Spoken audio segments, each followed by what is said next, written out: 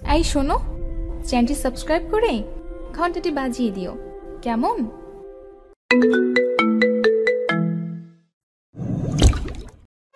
পরপুরুষের রুমে এসে শাড়ি চেঞ্জ করতে তোমার একটু বিবেকে বাঁধলো না, নাকি সব নিজে থেকে প্ল্যান করে করেছো? হঠাৎ রুমে কারো আগমন ঘটায় আর তারপর এমন কথায় থতমত খেয়ে যায় ফারহা। মাথা তুলে সামনে তাকাতেই দেখে সামনে দাঁড়িয়ে থাকা মানুষটা তার দিকে অগ্নিদৃষ্টি নিক্ষেপ করে আছে। ভয়ে ও লজ্জায় মাথা নিচু করে আছে ফারহা। আজ প্রথম শাড়ি পরে বান্ধবীর বিয়েতে এসেছে ফারহা। আজ গায়ে হলুদ, বাকি সব বান্ধবীরাও হলুদ রঙের শাড়ি পরে এসেছে, তাই বাধ্য ফারহাকেও পরতে হয়েছে শাড়ি। কিন্তু এখানে আসার পর দৌড়ে আসা একটা ছেলের সাথে ধাক্কা খেয়ে নিচে পড়ে যায় সে। ছেলেটা পেছনে না তাকিয়ে সোজা চলে গেল। একরাশ বিরক্তি নিয়ে উঠে দাঁড়ালো ফারহা। দেখে সুন্দর করে পরে আসা শাড়িটিও এলোমেলো হয়ে গেছে। ছেলেটাকে মনে মনে গালি দিয়ে বান্ধবীগুলো আইরিনকে নিয়ে ব্যস্ত হয়ে পড়েছে। তার দিকে তাকানোরও সময় নেই তাদের। তখনই আইরিনের মা লতা রহমান তার কাছে এগিয়ে এসে সমস্যার কথা জানতে চাইলে ফারহা খুলে বলে সব। এক হাতে শাড়িটা ধরে আন্টির সাথে হাঁটা ধরল সে। যাই হোক, আগে শাড়িটা গুছিয়ে নিতে হবে। বিয়ে বাড়ি, প্রায় সারা বাড়ি জুড়েই মানুষের ছড়াছড়ি, তার মাঝে একটা রুম ফাঁকা। আর তা হলো আবরার ভাইয়ের, আইরিনের বড় ভাই। তার রুমে কাউকে ঢুকতে দেয় না সে, নিজেই রুম পরিপাটি করে রাখে। এরপর কারো প্রবেশ নিষেধ। সেই সুবাদে আজও রুম ফাঁকা পড়ে আছে। তাই লতা রহমান তাকে আবরারের রুমে ঢুকিয়ে বলল, আবরার এখন বাইরে আছে, ও আসার আগে চেঞ্জ করে নাও। ওর রুমে কেউ এসেছে তা দেখলে তুল কালাম কাণ্ড ঘটিয়ে বসবে সে। নিরুপায় দৃষ্টিতে ৭-৫ না ভেবে রুমে ঢুকে শাড়ি ঠিক করতে লাগলো ফারহা। যেহেতু এই রুমে কারো আসা নিষেধ, তাহলে একেবারে নিশ্চিন্তে থাকতে পারে সে। সব শেষে একটু ঝুঁকে শাড়ির কুচিগুলো ঠিক করছিল, তখনই আবরার রুমে আসে। আর এসব কাণ্ড দেখে এত কথা শুনিয়ে নিল ফারহাকে। চুপচাপ মাথা নিচু করে দাঁড়িয়ে আছে ফারহা। আবরারের ভয়ে হাত কাচুমাচু করছে বারবার। মানুষটাকে ভয় পাওয়ার কিছু কারণ আছে। তার চোখে সবচেয়ে রাগী মানুষের নাম হলো আবরার আহমেদ। তাছাড়া তার আর একটা পরিচয় হলো ফারহাদের কলেজে নতুন জয়েন করেছে। জন্মের পর মনে হয় তাকে মধুর বদলে লবণ খাওয়ানো হয়েছে, তাই তার আচরণও নোনতা টাইপের। কলেজে যখন প্রথম জয়েন করে, তখন কথায় কথায় একদিন ফারহা তার বান্ধবীদের বলে ফেলেছিল তার আবরার স্যারকে ভালো লাগে। সেটাকে বাকি বান্ধবীরা টানাটানি করতে করতে আবরারের কান অবধি চলে গেল। সেদিন কলেজ ছুটির পর কোচিংয়ে সারা ক্লাস কান ধরে দাঁড় করিয়ে রেখেছিল তাকে। এই মুহূর্তে ফারহার দিকে অগ্নিদৃষ্টি নিক্ষেপ করে আছে আবরার। ফারহার নিরাপত্তা দেখে সে আবারও রাগী গলায় বলল, এখন মুখে তালা পড়ে গেছে নাকি? এমন ভাব ধরলে মনে হচ্ছে কিছুই জানো না, মানে আমাকে আকৃষ্ট করতে। আর কত নিচে নামবে তুমি? ফারহা এবার নিচের দিকে তাকিয়ে থাকা অবস্থায় বলল, আমি এসব কখনোই ভাবিনি। আমি জাস্ট বিপদে পড়ে আপনার রুমে এসেছি। আপনি যেমনটা ভাবছেন মোটেও আমার এমন কোনো উদ্দেশ্য নেই। বিশ্বাস না হলে আপনি আন্টিকে জিজ্ঞেস করেন। ফারহার কথায় আবরার আরেকটু রাগী স্বরে বলল, স্টপ, নাটক বন্ধ করো তোমার। তখনই রুমে আসে লতা রহমান। আবরারের দিকে চেয়ে বলল, কি হয়েছে? তুই শুধু শুধু মেয়েটাকে এত ধমকাচ্ছিস কেন? ও কি করেছে তুমি জানো? কত বড় সাহস এই মেয়ের আমার রুমে এসে। ছেলেকে থামিয়ে দিয়ে লতা রহমান বলল, জানি আমি, সে এমনি এমনি তোর রুমে আসেনি।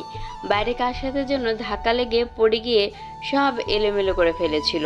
তারপরে আমাকে বললে আমি এখানে নিয়ে আসি।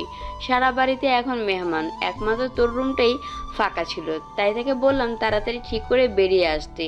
তো এখানে দোষের কি আছে? মেয়েটা বিপদে পড়েছে, তাই বাধ্য হয়ে এই রুমে নিয়ে আসলাম আমি।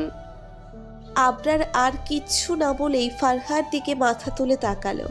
কিছু না বলেই চুপচাপ নিচের দিকে চেয়ে রুম থেকে বেরিয়ে গেল ফারহা। কি ভাবে সে নিজেকে? মুখ গোমরা করে চুপচাপ আইরিনের কাছে গিয়ে বসে বলে, থাকবো না আমি তোর বিয়েতে, এক্ষুনি চলে যাচ্ছি। বান্ধবীর বিয়েতে এসেছি, কারো অপমান সহ্য করতে আসিনি আমি। আইরিন তার দিকে চেয়ে বলল, তোর আবার কি হলো? কে অপমান করেছে তোকে? ফারহা একবার বান্ধবীদের দিকে চোখ বুলিয়ে নিল, কারণ আবরার স্যারের কথা বললে নির্ঘাত তাকে নিয়ে হাসাহাসি শুরু করবে সবাই। তবুও হাত কাচুমাচু করে বলল, কে আর? তোর সেই গুণধর ভাই। একটু বিপদে পড়ে তার রুমে ঢুকেছি, এতে এমন মহাভারত অসত্য হয়ে গেল। ফারহার কথায় মুখ চেপে হেসে ওঠে আইরিন, যেন এক মহা জোকস শুনেছে সে। তারপর হাসি থামিয়ে বলল, তুই ঘুরে ফিরে ভাইয়ার উঠানে কেন আছাড় খাস? আর তুই জানিস না ভাইয়ার রুমে আমরা ব্যতীত ঘরের বাইরের কোনো প্রবেশ নিষেধ? ফারহা একটু রেগে বলল, আমি কি জানতাম নাকি বাড়িতেও তোর ভাই এত রুলস নিয়ে চলে? আইরিন আবারও হেসে বলল, ভাইয়ার অনেক রুলস আছে, ওগুলো না জানলে কি হবে ভাবিজি? না হলে তো পরে দেখা যাবে সারা জীবন ভাইয়ার হাতে মার খেতে হবে।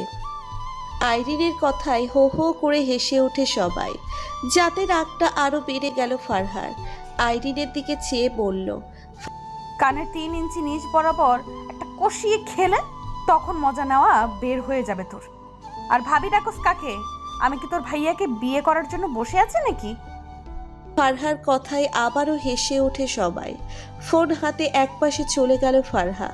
বাসা থেকে মা ফোন করেছে, আজ বাসায় ফিরবে কিনা তা জিজ্ঞেস করতে। যেহেতু আজ গায়ে হলুদ কাল বিয়ে, তাই বান্ধবীরা সবাই একসাথে থাকবে, তাই আজ আর যাওয়া হবে না। তবে ভাইয়া হয়তো যেতে পারে। ফোন রেখে আসার সময় হঠাৎ চোখে পড়ল একটা ছেলে আর একটা মেয়ে একে অপরকে জড়িয়ে ধরে গভীরভাবে চুম্বন করছে। যখন খেয়াল করলো ছেলেটা আর কেউ না, তারই ভালোবাসার মানুষ সাদাব, মুহূর্তেই বুকটা কেঁপে ওঠে তার। জেগে ওঠে এক তীব্র কষ্ট। সাদাবের সাথে 2 বছরের সম্পর্ক থাকার পর যখন বছরখানেক আগে ব্রেকআপ হয়েছিল, তখন খুবই আবেগপ্রবণ ছিল ফারহা।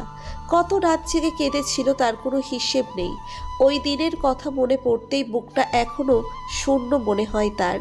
সবই ঠিকঠাক ছিল, বাট একদিন সাদাব তাকে বলল তার সাথে রুম ডেটে যেতে হবে, কিন্তু তা সরাসরি না বলে দেয় ফারহা।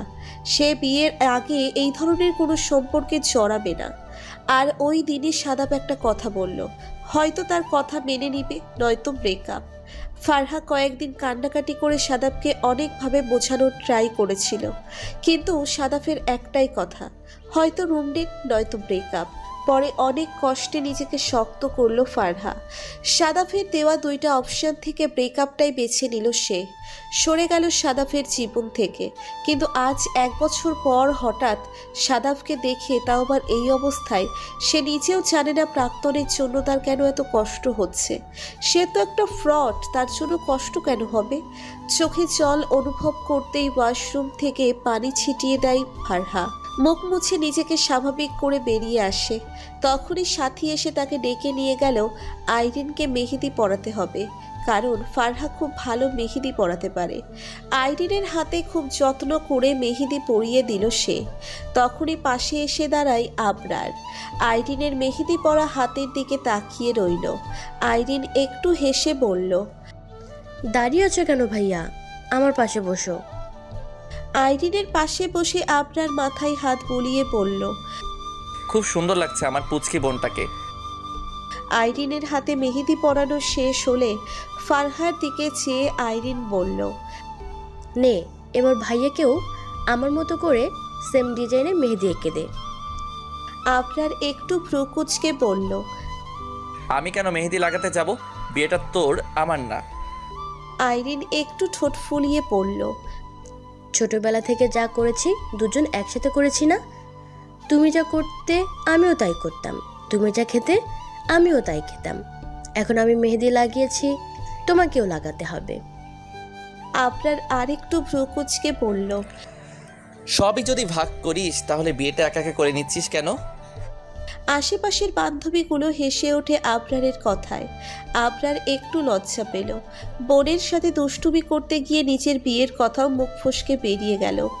আশেপাশের হাস্যকর পরিবেশ দেখে রাগী দৃষ্টিতে তাকায় আবরার। মেয়েগুলো চুপ হয়ে যায়। কথা ঘোরাতে আবরার বলল, আচ্ছা ঠিক আছে, বোনের ইচ্ছে পূরণে আমিও মেহেদি লাগাতে রাজি। বলেই হাতটা একটু সামনে বাড়িয়ে দেয় আবরার। মনে মনে আইরিনের গোষ্ঠী উদ্ধার করে ফেলছে ফারহা। একটু আগে এত কথা শুনে এই লোকটার হাতে মেহেদি পরানোর বিন্দু মাত্র ইচ্ছা নেই তার। আর এমনিতে এই লোকটাকে দেখলে ভয়ে বুকটা ধুকধুক করে। আর ওই আইরিন শাকচুন্নি কত সুন্দর বুঝিয়ে বসিয়ে দিল মেহেদি পরাতে। এত ঠেকা পড়ছে নাকি আমার? ফারহাকে একটু আগে করা অপমান যেন মুহূর্তেই ভুলে গেল আবরার। মেহেদি পরানোর জন্য হাত বাড়িয়ে দিল ফারহার দিকে, কিন্তু ফারহা ভুলেনি কিছুই। মুখ ঘুরিয়ে অন্যদিকে তাকিয়ে রইল। আইরিন ফারহার কাঁধে আলতো ধাক্কা দিয়ে বলল, কিরে, কোন ধ্যানে আছিস? সেম আমার ডিজাইনটা ভাইয়াকেও এঁকে দিবি। নিরুপায় হয়ে মনে মনে আইরিনের গোষ্ঠী উদ্ধার করতে করতে এক হাতে আবরারের হাতটা ধরে অন্য হাতে মেহেদি আঁকা শুরু করলো ফারহা। আঁকার সময় আইরিন তাদের দিকে এক দৃষ্টিতে তাকিয়ে থেকে বলে, খুব মানাবে দুজনকে। ফারহা মাথা তুলে আইরিনের দিকে চোখ বড় বড় করে তাকায়। মা নিশ্চয় যেইটুকু আছে ওটাও খাবে নাকি এ মেয়ে? ফারহার এমন লোক দেখে আইরিন হেসে পড়ল, আরে আমি তো ভাইয়ার আর আমার দুজনের মেহেদির ডিজাইনের কথা বলছি। খুব মানাবে ভাইয়ার আর আমার মেহেদি ডিজাইন। ফারহা নিজের বোকামিতে একটু লজ্জা পেলেও তা প্রকাশ করল না, চুপচাপ বলল, ও ফারহার ভাই ফারদিন। ফারহার আর সে একসাথে এসেছিল। ফারদিনকে সন্ধ্যা থেকে দেখা গেলেও এখন রাতে হলুদ লাগানোর মুহূর্তে কোথাও সে নেই। ফারহা এদিক সেদিক খুঁজে ফারদিনকে না পেয়ে ফোন দিল। দুইবার রিং হতেই ফোন রিসিভ করে ফারদিন। ফারহা বলে ওঠে, সবাই এখানে তোমাকে খুঁজছে। আর তুমি কোথায় গেলে ভাইয়া? আর আবরার ভাইয়া ফোন দিচ্ছে, তুমি ফোন ধরছো না কেন? ওপাশ থেকে শান্ত গলায় উত্তর এলো, ভালো লাগছে না রে ফারু, তাই বাসায় চলে যাচ্ছি। মানে কি, তুমি বাড়ি চলে গেলে? ভালো লাগছিল না, তাই কাউকে বলে আসার ধৈর্য পাইনি। তোরা এনজয় কর, আমার ভালো লাগছে না, ঘুমাবো, বাই। ফারদিনের কথার আগা মাথা কিছুই বুঝল না ফারহা। ফোন রেখে আইরিনের কাছে এসে দেখে সবাই আইরিনকে হলুদ লাগাচ্ছে। ফারহা গিয়ে লাগাতেই আইরিনও তাকে লাগিয়ে দিল। ফারহা একটু অবাক হয়ে বলল, আমাকে লাগাচ্ছিস কেন? পাশ থেকে সাথী বলল, হলুদ লাগিয়ে দিলে তাড়াতাড়ি বিয়ে হয়। আইরিন তো আবরার স্যারকেও হলুদ লাগিয়ে দিয়ে যায়। ফারহা একটু অবাক হয়ে বলল, এসব কি আইরিন? আইরিন একটু হেসে বলল, তেমন কিছু না, তোর আর ভাইয়ার বিয়েটা যেন তাড়াতাড়ি হয়ে যায়, হিহি। ফারহা লাফ দেওয়া কথার মতো বলে উঠল, জীবনেও তোর ভাইয়ের মতো ঘাট তারাকে আমি তো দূরে থাক, জীবনে কোনো মেয়ে বিয়ে করবে না। তখনই সাথীর ইশারায় ফারহা পেছন ফিরে আবরারকে দেখে একটা শুকনো ঢোক নিল। সারা মুখে হলুদ, মাথায় নাজেহাল অবস্থা। ভেতরে গিয়ে ওয়াশরুমে মুখ ধুয়ে নিল ফারহা। বের হতেই ওয়াশরুমের সামনে সাদাবকে দেখে থমকে যায় সে। পাশ কাটিয়ে চলে আসতে চাইলে সাদাব দেয়ালে এক হাত দিয়ে পথ আটকে দাঁড়ায়। ফারহা একটু রাগী লুক দিয়ে বলে, পথ ছাড়ুন আমার। সাদাব বলল। ফারহার অস্বস্তি লাগছে খুব, বিরক্তি নিয়ে বলল, ভালো, পথ ছাড়ুন আমার। সাদাব আরো ভালো করে আটকিয়ে বলল। এর আগে ফারহার শরীর কাঁপছে, তবুও নিজেকে শান্ত করার চেষ্টা করে বলল, আমি চাইনি, আপনি বাধ্য করেছেন আমায়। আপনার ভালোবাসাও কতটা শুদ্ধ ছিল তা তো তখনই প্রমাণ করে দিয়েছেন। আর এই বিষয়ে আমি কোনো কথা বলতে ইচ্ছুক নই। বলেই সাদাফের হাত ধাক্কা দিয়ে সরিয়ে দিয়ে সেখান থেকে হাঁটা ধরে ফারহা। সাদাব সোজা হয়ে দাঁড়িয়ে তাকিয়ে থাকে ফারহার চলে যাওয়ার দিকে। হলুদ শাড়িতে খুব মানিয়েছে মেয়েটাকে, তার সৌন্দর্যের সাথে শাড়িটা পুরোপুরি মিশে গেল। আচ্ছা, ব্রেকআপের পর প্রাক্তনকে এত সুন্দর লাগে কেন? অনুষ্ঠান শেষ হতে প্রায় রাত 2টো বেজে গেল। শেষ রাতে এসেও বান্ধবীদের জ্বালায় ঘুমাতে পারছে না ফারহা। 4 জন একসাথে আছে মানেই তাদের আলোচনা বিশ্বের বড় বড় গবেষণাগারকেও হার মানাবে। উপায় না পেয়ে ফারহা একটা বালিশ নিয়ে সোফায় গিয়ে শুয়ে পড়ল।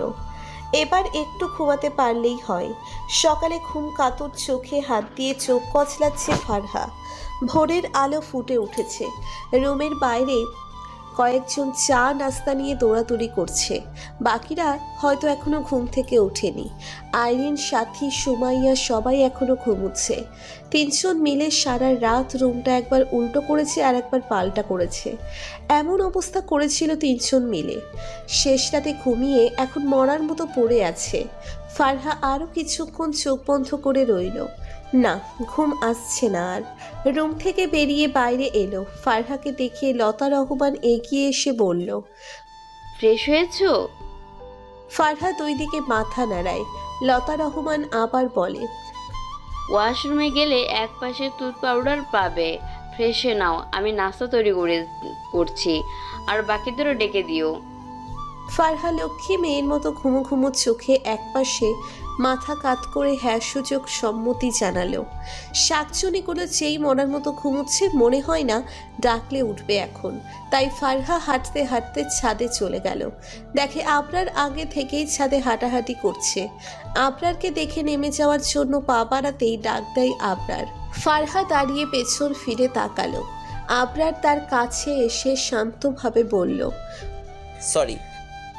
ফারহা একটু ভ্রু কুঁচকে বলল, সরি কেন?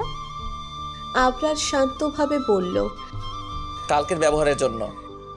ইটস ওকে, আমি কিছু মনে করিনি। আমি জানতাম না আপনার রুমে বাইরের কেউ প্রবেশ করাটা আপনি পছন্দ করেন না। আবরার আর কিছু না বলে অন্যদিকে তাকিয়ে রইল। ফারহা আবার বলল, আচ্ছা, ওই ছেলেটা আপনার কি হয়? আবরার বলল, কোন ছেলেটা? ওই যে একটু ফর্সা করে লম্বা ব্লু শার্ট পরেছিল, কালকে দেখলাম। ও, সাদাফের কথা বলছো? আমার বাবার বন্ধুর ছেলে। কেন, কি করেছে সে? না, কিছু না, এমনি। বলেই নিচে চলে আসলো ফারহা। রুমে এসে বাকি বান্ধবীদের টেনে তুলল। 9টা বাজে, এখনো পড়ে পড়ে ঘুমোচ্ছে। আবরারের অনেকবার ফোনের কারণে দুপুরে বরপক্ষ আসার একটু আগে আসলো ফারদিন। ফারহা এগিয়ে গিয়ে বলল, এতক্ষণে এলে কেন ভাইয়া? কোনো সমস্যা? আর কালকে এভাবে ফোন কেটে দিলে কেন? প্রশ্নগুলোই একটু বিরক্তি নিয়ে ফারদিন বলল, এত কথা বলিস না তো, ভালো লাগছে না।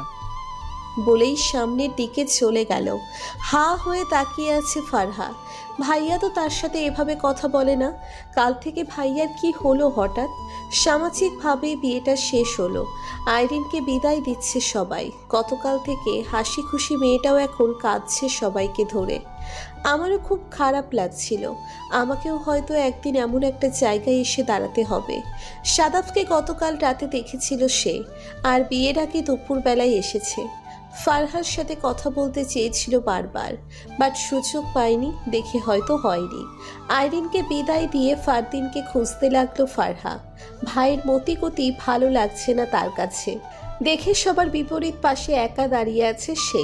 ফারহা গিয়ে পেছন থেকে কাঁধে হাত রাখতেই চমকে ওঠে, চোখের পানি মুছে নেয় ফারদিন। ফারহার দিকে চেয়ে একটু হাসলো। ফারহা বলল, কাঁদছো কেন ভাইয়া? কই না তো।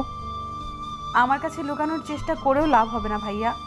কাঁদছো কিনা ওটা জিজ্ঞেস করিনি, কেন কাঁদছো তা জিজ্ঞেস করেছি। ফারদিন একটু হেসে ফারহার গালে হাত রেখে বলল, একদিন আমার বোনটাকেও এভাবে বিদায় দিয়ে দিতে হবে, তাই না রে? ফারহা ভালোই বুঝতে পারছে কিছু একটা গন্ডগোল আছে, কারণ ফারদিন এত সহজে কান্না করার মানুষ না। তবুও এই মুহূর্তে ফারদিনকে কিছু বলাটা ঠিক মনে করছে না সে। তখনই আবরার তাদের পাশে গিয়ে দাঁড়ায়। বাকিরা আইরিনকে বিদায় দিয়ে সবাই বাড়ির দিকে হাঁটা ধরল। আবার কেউ গেটের কাছে দাঁড়িয়ে এখনও তাকিয়ে আছে। আবরারের সামনে ফারদিন সম্পূর্ণই স্বাভাবিক, যেন কিছুই হয়নি তার। আবরারের কাঁধে হাত রেখে বলল, আচ্ছা দোস্ত, ফারহাকে নিয়ে আমি চলে যাচ্ছি বাড়ির দিকে। বুঝিসই তো, বাবা মা তাকে নিয়ে কেমন টেনশন করবে। আবরারের মনটা আজ খুবই বিষণ্ণ। একমাত্র বোনটাকেও বিদায় দিয়ে দিয়েছে আজ। বাসাটাও কেমন ফাঁকা ফাঁকা লাগবে আজ থেকে। এসব চিন্তা ভাবনা তার মনকে আরো বিষণ্ণ করে তুলছে। আবরারের দিকে চেয়ে বলল, এখনই চলে যাবি? আজকে থেকে যা, মনটা খুবই বিষণ্ণ আমার। তোর সাথে থাকলেও মনটা কিছুটা ভালো হবে আমার। তাছাড়া ফারহাও তো আইরিনের মতো আমার বোনই। তোরা থাকলে মনকে কিছুটা হলেও সান্ত্বনা দিতে পারবো। আবরার আর ফারদিন সেই ছোটবেলার বন্ধু, কখনো কারো কথা কেউ ফেলে দিতে পারে না। কিন্তু আজ এখানে একটুও মন টিকছে না ফারদিনের, অস্থির লাগছে খুব তাকে।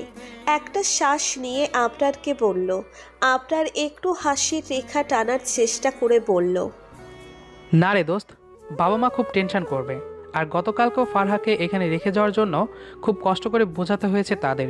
জানিসই তো আমার একটাই বোন, বাবা মা কখনো তাদের একমাত্র মেয়েকে চোখের আড়াল করতে চায় না। কলেজে গেলেও তারা অস্থির হয়ে থাকে মেয়ের জন্য। চোখের আড়াল হলেই যেন ফারহাকে খুঁজতে থাকে তারা। বুঝিসই তো বাবা মায়ের মন।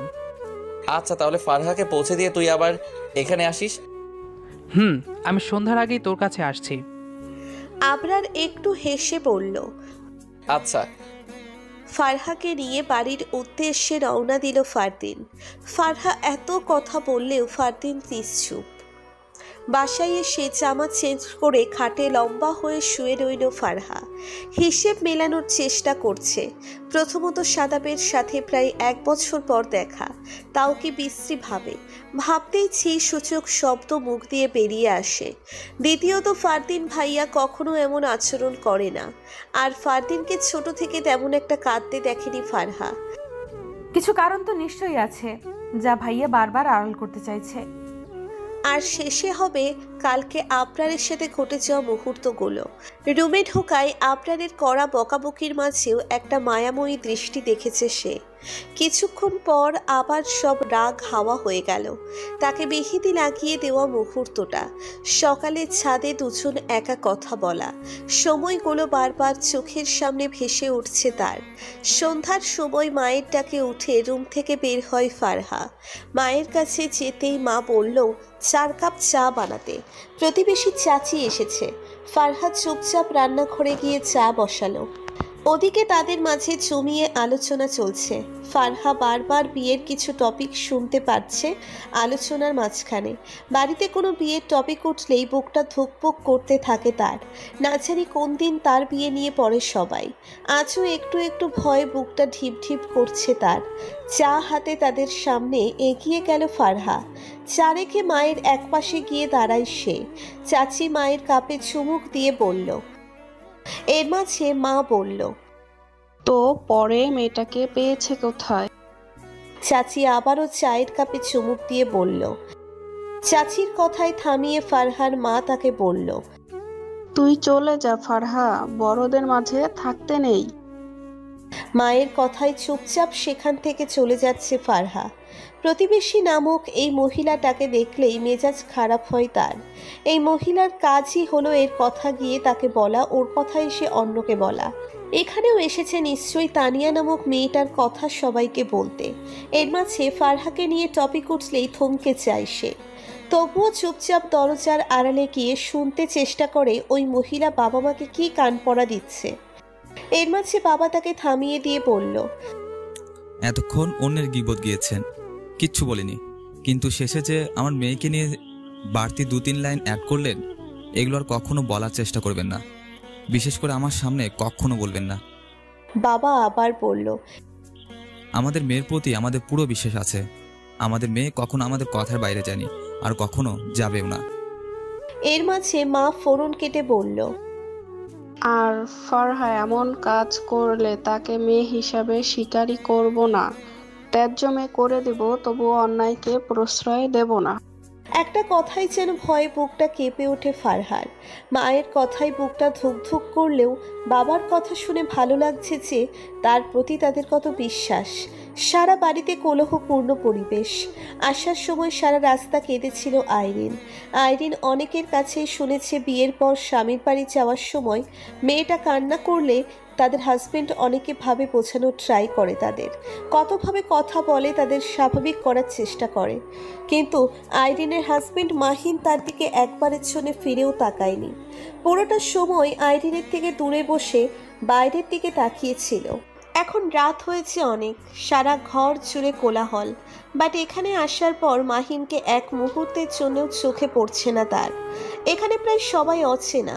মাহিনকে একটু চিনে, তাও বিয়ে হয়েছে নিজের স্বামী এটা ভেবে। বিয়ে ঠিক হওয়ার পর তেমন কথা বলার সুযোগ পায়নি তার সাথে। ফ্যামিলিগতভাবে ঠিক হয়ে হুটহাট হয়ে গেছে সব। আইরিন প্রথমে কান্না করলেও মাহিনের ছবি দেখার পর সেও রাজি হয়ে যায়। আইরিনকে একটা সাজানো ঘরে বসিয়ে দিয়ে চলে গেল সবাই। একা একা বসে আছে সে। বারবার মাথা তুলে দরজার দিকে তাকিয়ে দেখছে মাহিন আসছে কিনা, কিন্তু প্রায় ঘন্টা খানেক হতে চলল, এখনো মাহিনের খবর নেই। ভয়ে বুক ধুকপুক করছে আইরিনের। তার সামনে কি বলবে সে, কি করবে কিছুই ভেবে পাচ্ছে না। তবুও অপেক্ষা করে যাচ্ছে চুপচাপ। ওদিকে ব্যালকনিতে ফ্লোরে বসে দেওয়ালের সাথে হেলান দিয়ে চুপচাপ আকাশের দিকে চেয়ে আছে ফারদিন। হাতে আইরিনের একটা ছবি, চক্ষু যুগল রক্তিম আভা ধারণ করে আছে তার। গতকাল রাতেরও দিনের বেলায় ভাইয়ার অদ্ভুত আচরণটা নিয়ে টেনশন কমছে না ফারহার। তাই বিষয়টা জানতে ভাইয়ের রুমের দিকে আগাতে থাকে সে। রুমে এসে ফারদিনকে না দেখে ব্যালকনিতে আসে সে, নিয়ে ফ্লোরে বসে আছে। ফারহা এগিয়ে গিয়ে তার কাছে বসলো। ছবিটা হাতে নিতেই চমকে উঠল সে। ফারদিনের দিকে অদ্ভুত চাহনি দিয়ে বলে, কারণটা তাহলে এটা ছিল ভাইয়া? ফারদিন এবার কেঁদে উঠে বলে, আজ ওর বাসর, বিয়ে হয়ে গেছে ওর। বন্ধুর বোন দেখে মান সম্মানের দিকে তাকিয়ে চাইলেও কিছু করতে পারিনি আমি। আপনার স্যার কিন্তু সেই হ্যান্ডসাম, তাই না দোস্ত? দাঁত কেলিয়ে কথাটা বলল সাথী। আইরিন পাশ থেকে বলল, আমার ভাইটাকে কি তোরা চোখ দিয়ে গিলে খাবি নাকি? সাথী মুখ দিয়ে চ সূচক একটা শব্দ ছেড়ে বলল, সুন্দরকে সুন্দর বলবো না তো কি বলবো?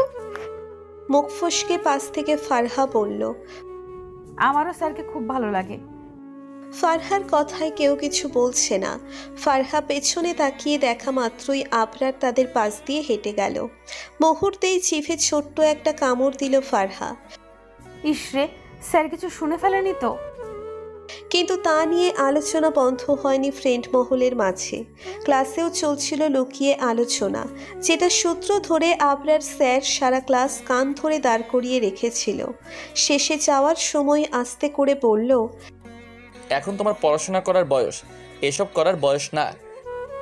সেদিনের পর থেকেই আইরিন তাকে ভাবি বলে সম্বোধন করে। মাঝে মাঝে আইরিন বলতো আবরারও ফারহাকে পছন্দ করে, সেটা আইরিন বোঝে, বাট তা আবরার প্রকাশ করতে চায় না। এসব নিয়ে ফারহাকে কতদিন খেপিয়েছে তার হিসেব নেই। বাট আজ ফারদিনের মুখে কিছু কথা শুনে সকল চিন্তাভাবনা হাওয়ায় উড়িয়ে গেল তার। আইরিনের ছবি হাতে নিয়ে ফারদিনকে এভাবে কাঁদতে দেখে ফারহা বলল, এতই যখন ভালোবাসতে তাহলে কাউকে বলনি কেন এতদিন? কেন চুপ করেছিলে ভাইয়া? কাউকে না বললে অন্তত আমায় বলতে তুমি। যা হওয়ার তা পরে দেখা যেত। কেন চুপ থেকে এখন আফসোসের পাহাড় বইছো? ফারদিন চোখের পানি মুছে নিজেকে স্বাভাবিক করে বলল, আমি চাইনি আইরিনের বিষয়টা নিয়ে আমাদের মাঝে বন্ধুত্ব শেষ হয়ে যাক। আর আবরার এটা কখনোই মেনে নিত না।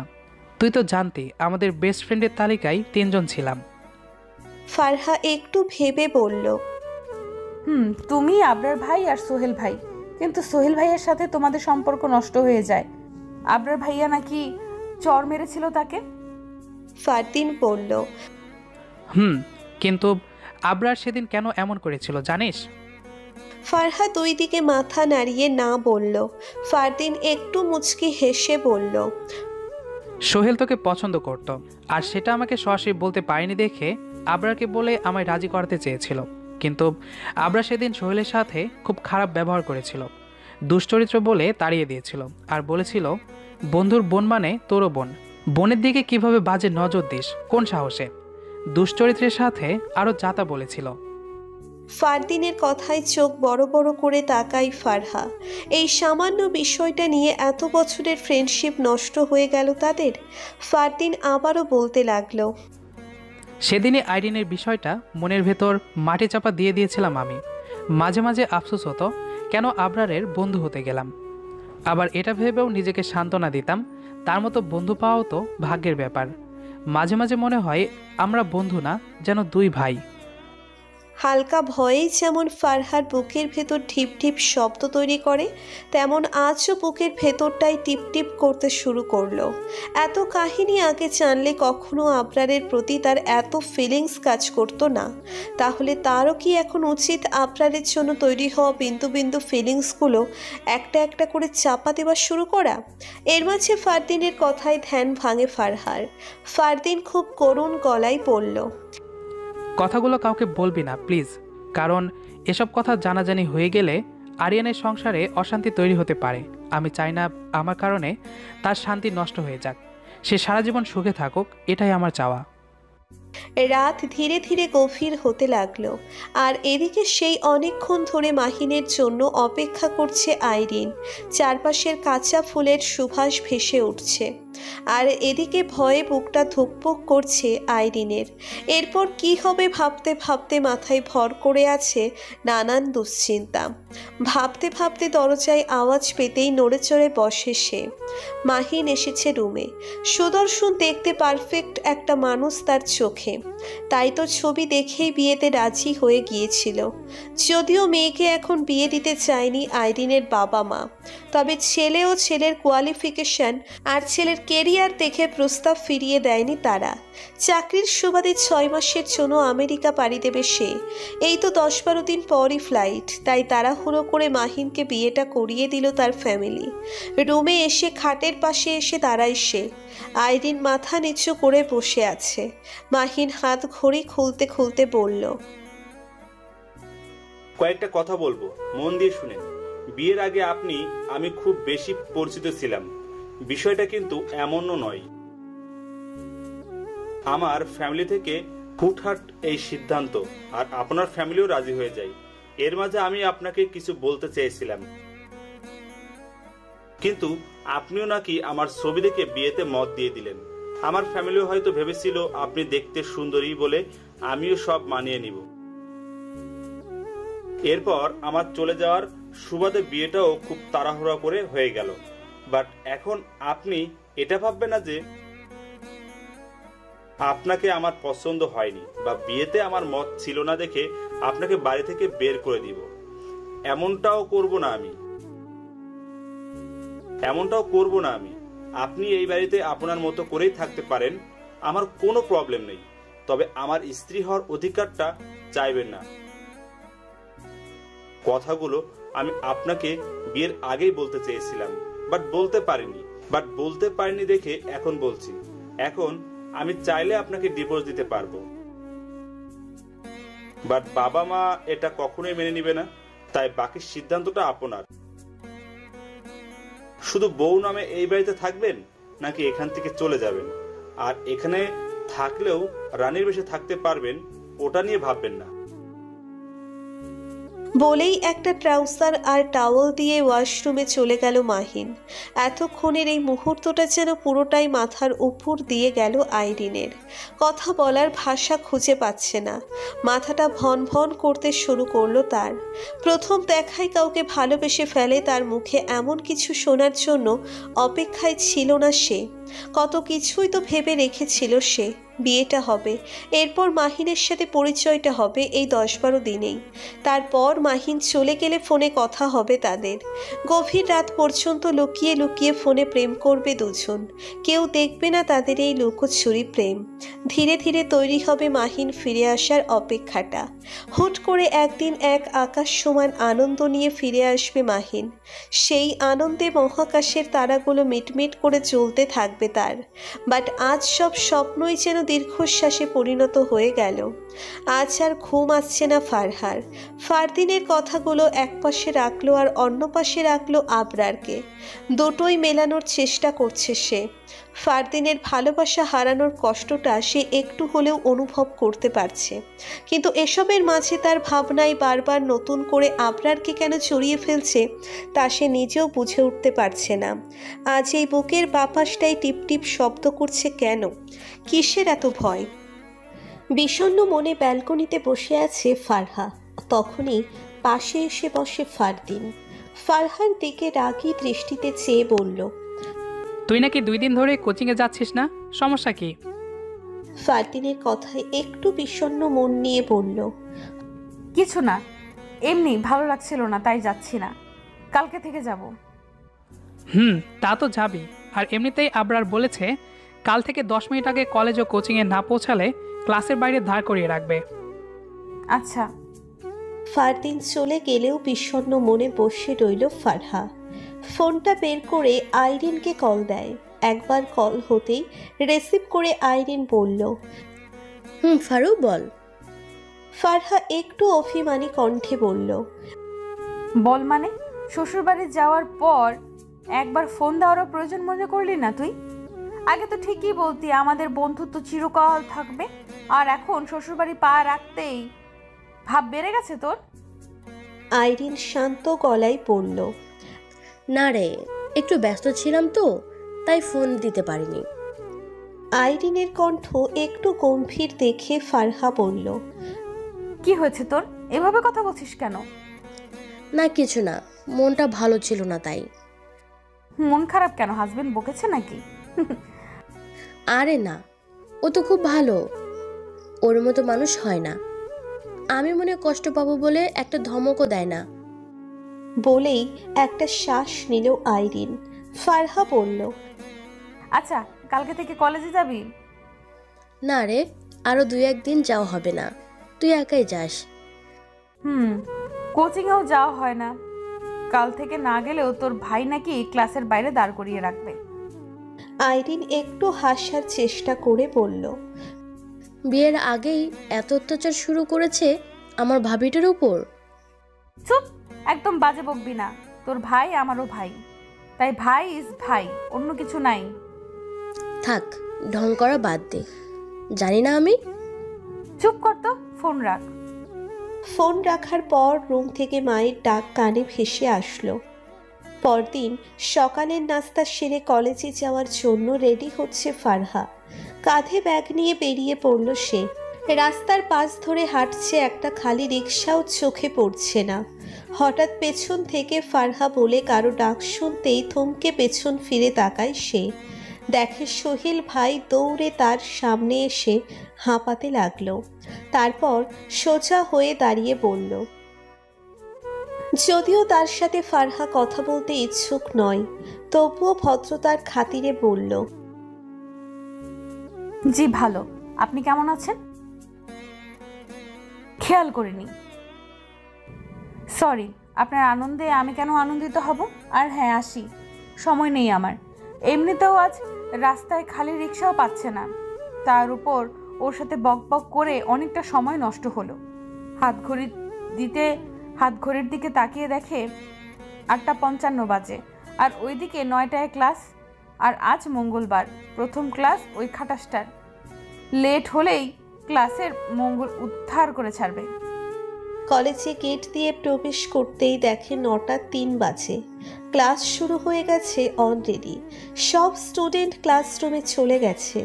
ভয়ে দোয়া দরুদ পড়তে পড়তে ক্লাসরুমের দিকে চলে গেল সে। যেতে যেতে সব মিলিয়ে অলরেডি ক্লাসের 5 মিনিট লেট। দরজার সামনে দাঁড়িয়েই ফারহা বলল, may I come in sir? ভেতর থেকে করা জবাব, no, stand out side the door. Sorry sir, আর এমনটা হবে না, আসলে গাড়ি পেতে লেট হয়ে গেছে। No excuse. একরাশ বিরক্তি নিয়ে ক্লাসের বাইরে দাঁড়িয়ে আছে ফারহা। সোহেলকে মনে মনে ইচ্ছে মতো গালি দিচ্ছে সে। ওর কারণেই একটা গাড়ি মিস করেছিল তখন। অবশেষে পাক্কা 10 মিনিট পর ক্লাসে প্রবেশ করার অনুমতি পেল সে। কি ভাবিজি, শুনলাম আজ নাকি ক্লাসের বাইরে দাঁড় করে রেখেছিল তোমাকে। আমার ভাইটা পারেও বটে। আইরিনের কথায় মাথাটা এবার আরো গরম হলো তার। রাগ নিয়ে বলে, তোর ভাই যেমন খাটাস তুইও তেমন খাটাস। একজনের নাচায় আরেকজনের তালি বাজায়। হা হা, আচ্ছা শোন, কাল থেকে আমিও যাব কলেজে। সত্যি? এখানে সারাদিন বসে থাকতে ভালো লাগে না। আচ্ছা চলে আয়, মজা হবে অনেক। পরদিন একটু আগে আগেই ভার্সিটিতে চলে গেল তারা। ক্লাসরুমে ব্যাগ রেখে বাইরে আড্ডা দিচ্ছিল বান্ধবীরা মিলে। কিছুক্ষণ পর ক্লাসের সময় হওয়ায় সবাই ক্লাস কক্ষের দিকে হাঁটা ধরল। টেবিলে এসে বসে ব্যাগ সরাতেই একটা ঝাটকা খেল ফারহা। দেখে ব্যাগের নিচে একটা গোলাপ ফুল আর একটা চিরকুট। চিরকুট না, এটাকে চিঠি বলা যায়, কারণ চিরকুট হলে লেখা অল্প হতো, আর এখানে লেখা অনেক, আর শেষে ছোট্ট করে লেখা ইতি আবরার। ভয়ে হাত পা হালকা কাঁপুনি তৈরি হলো তার। আবরার হুট করে চিঠি আর ফুল দিল কেন? সে তো এমনটা করবে বলে কল্পনাও করতে পারেনি ফারহা। তবুও সকলের আড়ালে চিঠি আর ফুলটা ব্যাগের ভিতর ঢুকিয়ে নিল ফারহা। নিজেকে স্বাভাবিক করার চেষ্টা করলেও ক্লাসে মন বসছে না কিছুতেই। প্রথম ক্লাসটা শেষ হতেই ব্যাগ থেকে হালকা বের করলো চিঠিটা। একটু একটু পড়তে শুরু করলো। প্রিয় চোরাবালি, প্রথমেই অবাক হচ্ছ সম্বোধনটা দেখে। ভাবছো চোরাবালি আবার কেমন সম্বোধন? তবে এটারও যথেষ্ট কারণ আছে। তোমায় যেদিন প্রথম দেখেছি সেদিন থেকেই ধীরে ধীরে কখন যে তোমার প্রেমে পড়ে গেলাম তা নিজেও বুঝতে পারিনি। তোমার মাঝে সেভাবে হারিয়ে যেতে শুরু করলাম, যেভাবে কোনো মানুষ চোরাবালিতে পড়লে নিজেকে হারিয়ে ফেলে। আমিও ঠিক সেইভাবেই তোমার মাঝে হারিয়ে ফেলেছি নিজেকে। আহত হয়েছি তোমার মায়াবী চোখের দৃষ্টিতে। আমি আহত, ভীষণ আহত। ইতি আবরার।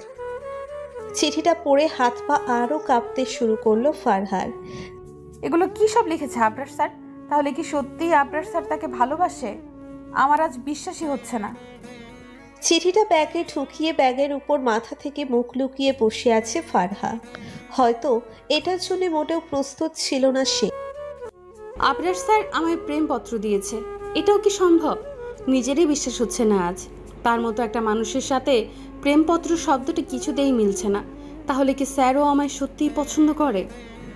টেবিলে শোয়ার মতো করে ব্যাগে মাথা রেখে মুখ লুকিয়ে এসব ভাবছে ফারহা। চিঠি আর ফুল দুটোই ব্যাগের মাঝে খুব যত্ন করে লুকিয়ে রেখেছে। তার এখন কি করা উচিত? চিঠির উত্তর দিবে নাকি চুপচাপ বসে থাকাই ভালো হবে? না, উত্তর না দিলে যদি স্যার রাগ করে, এর চেয়ে ভালো উত্তর দেওয়াটাই ঠিক হবে। যা হওয়ার তা পরে দেখা যাবে। ক্লাসের ফাঁকে লুকিয়ে খাতার মাঝে একটা লেখা লিখল সে। অন্যের চোখের দৃষ্টিতে নিজে আহত হয়েছেন ভালো কথা, তাই বলে এভাবে হুটহাট চিঠি লিখে আরেকজনের হৃৎপিণ্ডে আঘাত করাটা কিন্তু অন্যায়, ভীষণ অন্যায়। এরপর আর ক্লাসে মোটেও মন বসেনি তার। ছুটির পর একে একে সব চলে যেতে লাগলো সবাই। ক্লাস খালি হতেই লেখাটা ওই টেবিলে রেখে চলে গেল সে। সোজা হেঁটে গেটের বাইরে, পেছন ফিরেও তাকালো না। বাসায় আসার পর থেকেই অস্থিরতা ভাবটা ধীরে ধীরে বাড়তে লাগলো তার। পরদিন কলেজে আসলে সেই একইভাবে আর একটা চিঠি পায় সে। সত্যি তো এই মারাত্মক অন্যায়ের কি শাস্তি হওয়া উচিত বলো তো? আচ্ছা যাই হোক, তুমি সেই শাস্তিটা নিজ হাতে দিও। একটু হাসলো ফারহা। এই লোকটার চলাফেরার সাথে চিঠির ভাষাগুলো একদমই বেমানান। আজ আর কিছু লিখলো না ফারহা। বাড়িতে আসার পর থেকে রুমে বসে আছে চুপচাপ। আবরারের কথা ভাবতেই বারবার হাসি পায় তার। এমন লাগছে কেন তার? অদ্ভুত। কাল শুক্রবার, কলেজ বন্ধ, একদিন আর দেখা হবে না তাদের। সেটা ভেবেও মনটা খারাপ হয়ে ওঠে। বাসায় সবাই স্বাভাবিক ভালো চললেও মাহিন প্রয়োজন ছাড়া তেমন একটা কথা বলে না আইরিনের সাথে। তার সব কিছুতেই যেন একটা বিরক্তির ছাপ লক্ষ্য করে আইরিন। আর 2 দিন পরই মাহিনের ফ্লাইট। রুমে বসে ল্যাপটপে কাজ করছিল সে। আইরিন তার কাছে এসে বলল, আপনাকে কিছু বলার ছিল। মাহিন কাজ করতে করতে বলল, বলো। আমি আমার বাবার বাসায় থাকতে চাই, এখানে ভালো লাগছে না আমার। মাহিন এখনো কাজ করতে করতে বলল, আচ্ছা কাপড় চোপড় গুছিয়ে রাখবেন, কাল সকালে যাবেন। আইরিন কিছু বলতে যাবে তার আগেই মাহিন তাকে থামিয়ে দিয়ে বলল, বলছি তো তোমার যেমনটা ইচ্ছা সেভাবে চলতে পারো, বাবা মাকে আমি ম্যানেজ করে নিব। আইরিন আর কিছু না বলে চুপচাপ চলে গেল সেখান থেকে। সে ভালোই বুঝতে পারছে যে মাহিন তাকে 2 পয়সারও মূল্য দিচ্ছে না। মেয়েদের নাকি 2টা জীবন, একটা বাবার বাড়ি আর একটা নাকি স্বামীর বাড়ি। বাট এখন তার কাছে মনে হচ্ছে তার এবার আশ্রয় তার কাছে সবচেয়ে শান্তির ও নিরাপদ আশ্রয়। বাকি সব মিথ্যা। আজ শনিবার, কলেজে আগে থেকেই এসেছে ফারহা। চুপচাপ একপাশে বসে আছে আর গেটের দিকে তাকাচ্ছে। কখন আবরার কলেজে আসবে? আজ এই ব্যাটাকে সামনে থেকেই ধরবো, দেখি তার রিয়াকশন কেমন হয়। বেশ কিছুক্ষণ পর অপেক্ষার পর কলেজ গেট দিয়ে প্রবেশ করলো আবরার।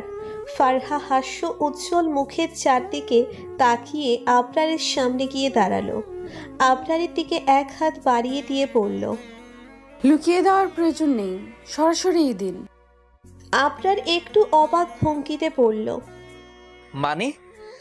ফারহা সোজাসুজি ভাবেই বলল, ঢং করা লাগবে না, আমি সব জানি। যাই হোক, আসল কথা হলো লুকিয়ে লুকিয়ে প্রেম করতে আমার ভালো লাগে না, তাই যা দেওয়ার সরাসরিই দিবেন। আবরার এবার রেগে বলল, সাত সকালে ফাইজলামি করছো আমার সাথে? ফারহাও এবার একটি ডেকে চিঠিগুলো বের করে বলল, অ্যাক্টিং ভালো লাগলেও ওভার অ্যাক্টিং কখনোই ভালো লাগে না। তাহলে এই চিঠিগুলো কেন দিয়েছেন? আবরার এবার একটু স্বাভাবিক হয়ে চিঠিগুলো হাতে নিয়ে চোখ বুলাতে লাগলো। এরপর আর কিছু না বলে চুপচাপ চিঠিগুলো নিয়েই চলে গেল সেখান থেকে। ফারহা এখনো বেকুবের মতো দাঁড়িয়ে আছে হাঁ করে। কি হচ্ছে সব যেন মাথার ওপর দিয়ে যাচ্ছে তার। আবরারের এমনি নীরবতায় যেন বিপদের পূর্বাভাস। নিজেকে নিজে প্রশ্ন করতে লাগলো, একটু বেশি করে ফেলেছিস নাকি ফারহা? তোকে দিয়ে কখনোই ঠিক কাজ করা হয় না, যেখানে যাস সেখানে একটা গন্ডগোল পাকিয়ে ফেলিস। ক্লাস শুরু হওয়ার পরও বিষয়টা নিয়ে ভাবতে লাগলো। পাশ থেকে সাথী ধাক্কা দিয়ে বলল, কি রে, এমন ভাব করে বসে আছিস কেন? কারোর সাথে কোনো কথাই বলছিস না? ফারহা সাত পাঁচ না ভেবে চুপি চুপি সবকিছু বলেই দিল তাদের। সব শুনেই অবাক ভঙ্গিতে মুখে হাত দিল সাথী ও আইরিন দুজনেই। সাথী বলল, বলিস কি, আবরার স্যার তোকে প্রেমপত্র দিয়েছে? ফারহা চুপ করতে বলে চারপাশে তাকালো, কেউ শুনে ফেলেছে নাকি দেখতে। এবার সাথী চুপচাপ বলল, সত্যি? ফারহা মাথা নিচু করে বলল, আইরিন পাশ থেকে বলল, তাই তো তোমাকে আমি আগে থেকেই ভাবি ডাকি। সাথী আবার বলল, তার মানে তুইও সব জানতিস? না, তবে কিছুটা হলেও আন্দাজ করতে পেরেছি ওদের চক্কর। তখনই ক্লাস টিচার লেকচার বন্ধ করে দিল। তখনই ক্লাসে প্রবেশ করে শাকিল ভাইয়া। হাতে একটি নোটস নিয়ে স্যারের হাতে দিল। স্যার তা পড়ে ফারহার দিকে তাকিয়ে বলল। ফারহা দাঁড়ালো। স্যার আবার বলল। ভয়ে এবার যেন বুকটা শুকিয়ে আসলো ফারহার। কি হচ্ছে কিছুই বুঝতে পারছে না। সব তো ঠিকঠাকই আছে, তাহলে আবার অফিসে ডাকার কি দরকার ছিল? ভাবতে ভাবতে অফিস কক্ষে গিয়ে দেখে ফার্স্ট ইয়ারের একটা জুনিয়র ছেলেও দাঁড়িয়ে আছে ওখানে। ফারহা স্যারের অনুমতি নিয়ে ভিতরে প্রবেশ করে বলল, ডেকেছিলেন স্যার?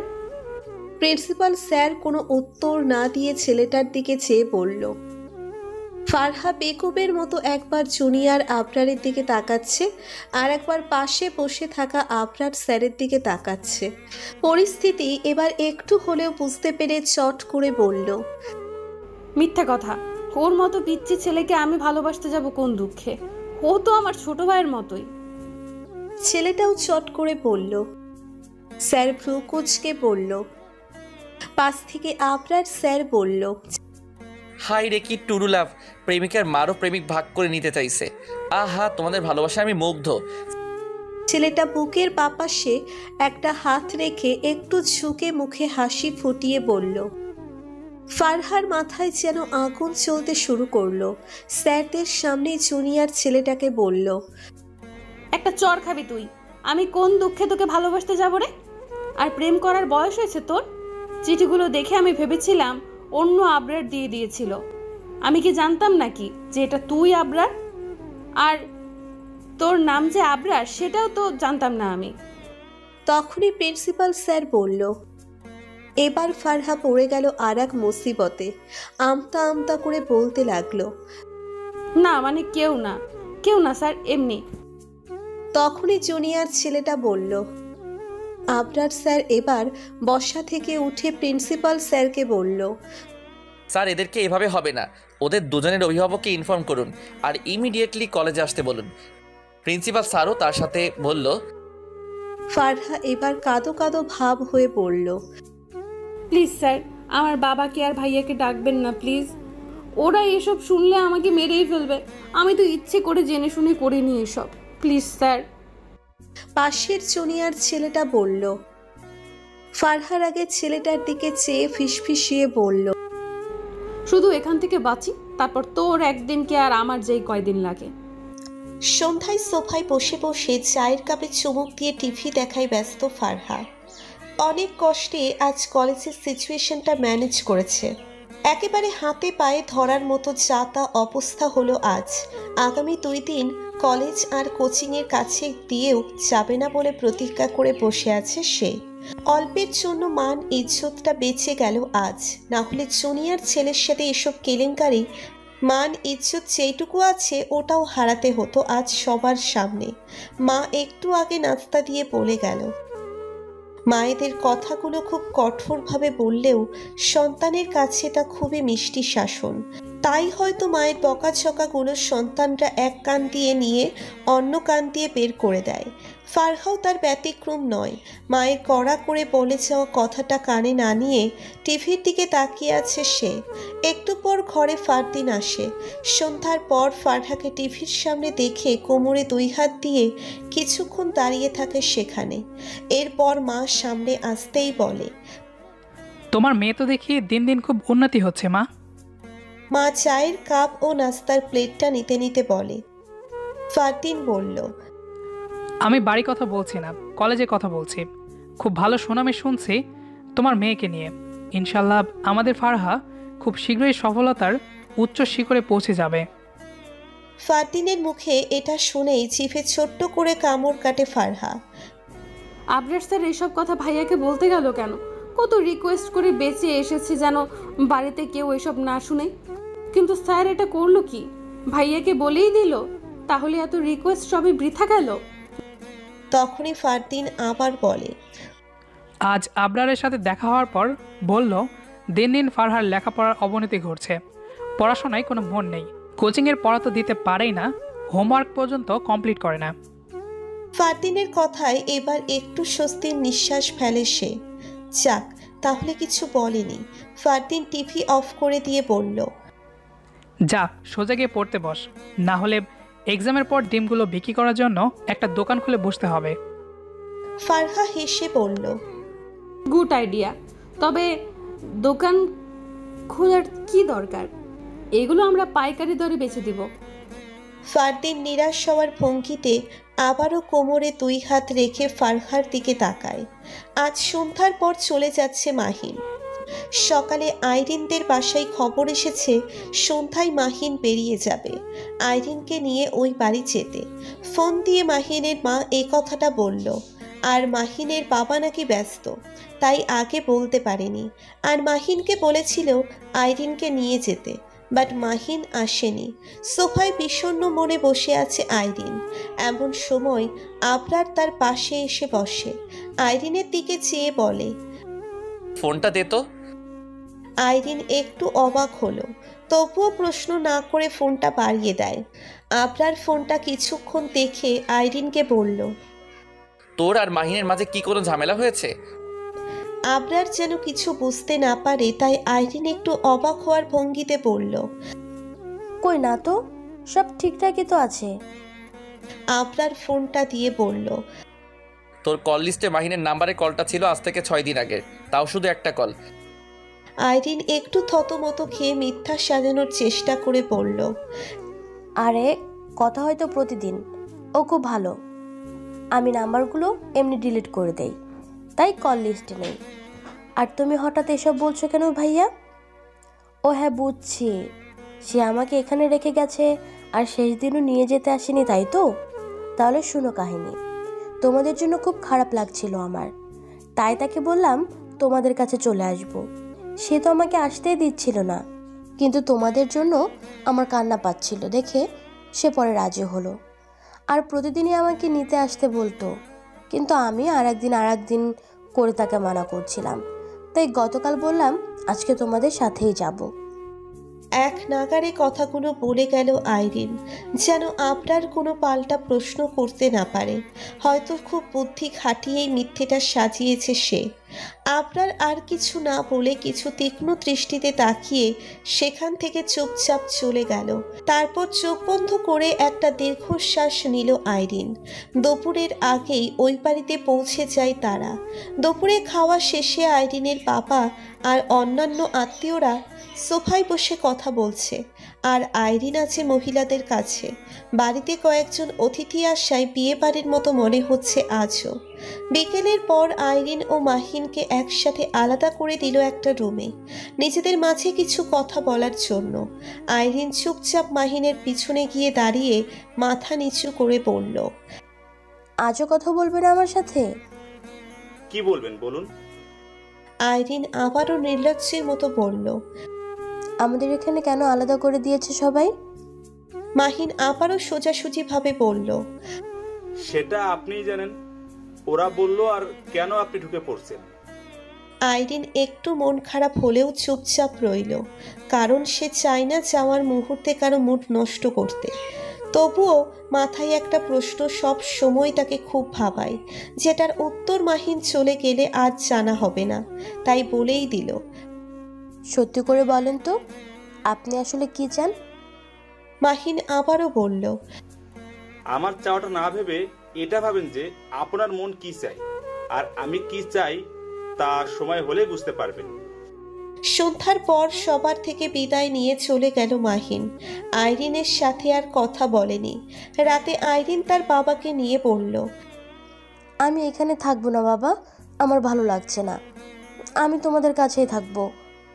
প্রয়োজনে সে ফিরে এলে তখন ওই বাড়িতে চলে আসবো। অবশেষে মাহিনের ফ্যামিলিও মেনে নিল এটা। আইরিনের বাবা যখন তাদের বলল, কেটে গেল কয়েকদিন। প্রতি বছরই কলেজ থেকে ফাইনাল ইয়ারের স্টুডেন্টদের নিয়ে 1-2 দিনের জন্য ট্যুরে যাওয়া হয়। ঠিক এবারও যাবে সবাইকে নিয়ে। এতে এক্সামের আগে মাইন্ড ফ্রেশ হবে একটু হলেও, আর ঘোরাফেরা করলে মন এমনিতেই ভালো থাকে। ফাইনাল ইয়ারের টোটাল স্টুডেন্ট আছে 543 জন। এর মাঝে হয়তো অনেকে যাবে, আবার অনেকে যাবে না। তাই কয়েকদিন আগে থেকে লিস্ট করা শুরু হয়েছে। আজ ক্লাসে আবরার স্যার ট্যুরের কথা বলে গেল, আর লিস্ট করার দায়িত্ব দিল ফাহাদকে। ছেলেটা পলিটিক্স করে, নানান জায়গায় মিছিল মিটিংয়ে সেই পোলাপানদের একসাথে করে। তাই আবরার স্যার টিম ম্যানেজমেন্টের দায়িত্বটা তাকেই দিল, কারণ ছেলেটার মোটামুটি হলেও টিম ম্যানেজ করার অভিজ্ঞতা আছে। আর মেয়েদের মাঝে দিল একজনকে।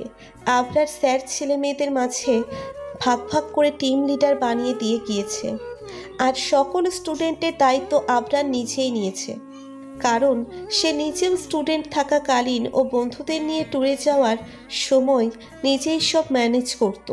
ছুটির পর কোচিং শেষ করে বাসার দিকে রওনা দিল ফারহা, আইরিনের সাথী। বাকি 2 জন ফারহাকে বোঝাতে ব্যস্ত, কারণ ফারহার ধারণা তার ফ্যামিলি কখনোই তাকে কোথাও একা যেতে দিবে না। তাই পাশ থেকে আইরিন বলল, প্রয়োজনে আমি ফারদিন ভাইয়া আর আঙ্কেলকে বুঝিয়ে বলবো, দেখবি তারা না করবে না।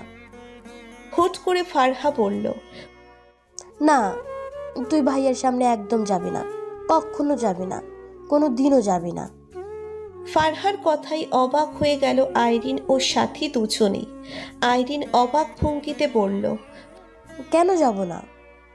ফারহা আর কিছু না বলে শান্তভাবে বলল, না কিছু না। আইরিন ও সাথী দুজনেই অবাক হয়ে তাকিয়ে আছে ফারহার দিকে।